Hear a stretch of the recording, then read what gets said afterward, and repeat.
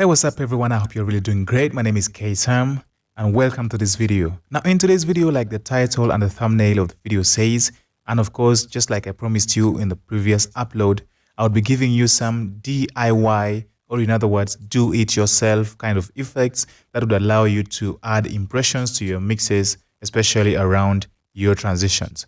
Please make sure you subscribe to the channel. And of course, if you've watched my upload, the most recent one, then you already have an idea what this video of today is about. Let's do it. All right, so if you check around my pads, I have this thing here that is called Cut Extra. Let me just actually put it here so you can see it well.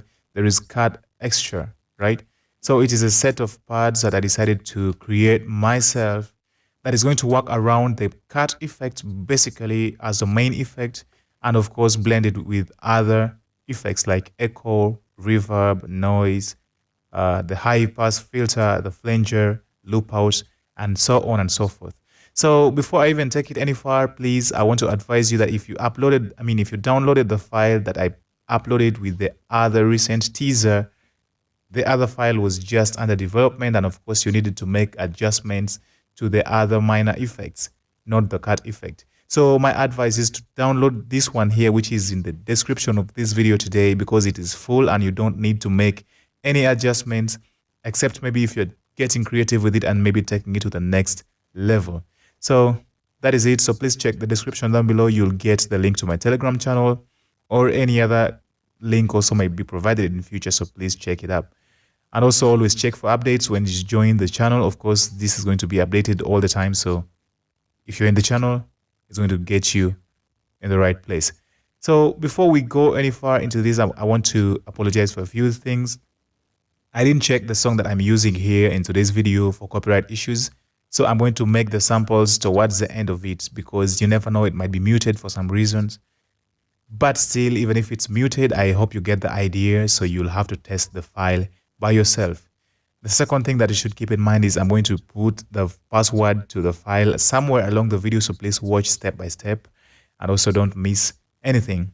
The third thing, and of course the final thing that you should keep in mind, are a few settings that you have to do, like you have to turn these things on before you actually get using this file. I want to apologize, I have some cough today. So let's go to our configurations, and of course we shall come to options.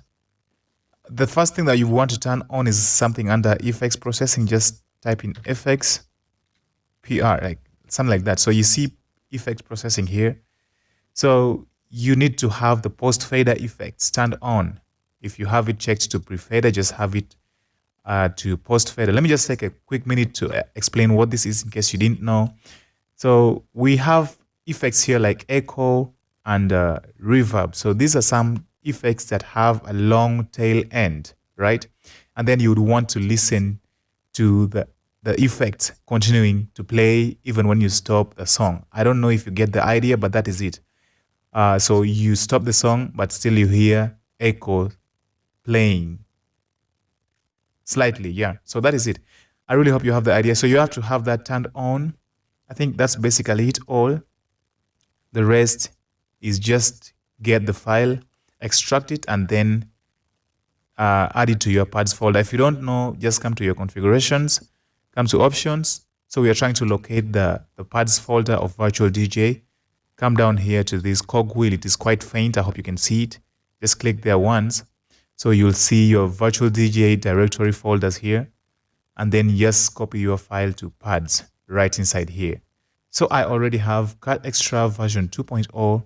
So if yours is here, then it's going to be in the right place. In future, I'm going to get a better way of doing this. And you have the file already. So that's basically what you want to have in mind. The rest is you now to try the files. And I wanted to keep this video really very short. And I think it's the right time to give you the password. Please take a few seconds to subscribe to my channel, leave a like on this video, and then check the password, which is on the screen right now. All right, so let's try how these pads really work. I want you to check that we have echo, cut with the high pass, we have flanger, we have loop out, we have a raw cut, strictly the cut effect only without any other effect. We have the reverb, we have noise, and then we have this exit button. So I'm going to make future improvements, especially around reverb and noise. and then flanger. So let me also explain what this exit button really does. Now, if you take your time to load the cut effect here, even if you don't load it, it's fine. But if you want to see what I'm talking about, we have this cut effect, which has two sliders. Now, this slider is turned all the way up according to the script that I put. And then it is this slider which is going to be continuously moving once you have any of these effects activated. So you can hear the echo going out. That's because we have the post fader effect on. Yeah. So you can notice that this slider here of the cut effect is continuously moving. This exit button is going to exit the script. It takes a few seconds and then you see it's off. So it helps you to exit. Now, that's very necessary because in your mix, you might want to use the cut effect without cut extra. And if you leave this thing running just like that, it's also going to carry on this movement onto your next cut effect, even if you're not using this set of pads. So you want to make sure you exit the thing. And then if you just want to use the cut effect just manually the normal way, then you still have it on unaffected. So that is basically it. And then once you're using these pads, of course, you'll need to try and make adjustments. That's if you're doing maybe transitions, for example. Let me just give you a quick test right here. Let me play this sound here.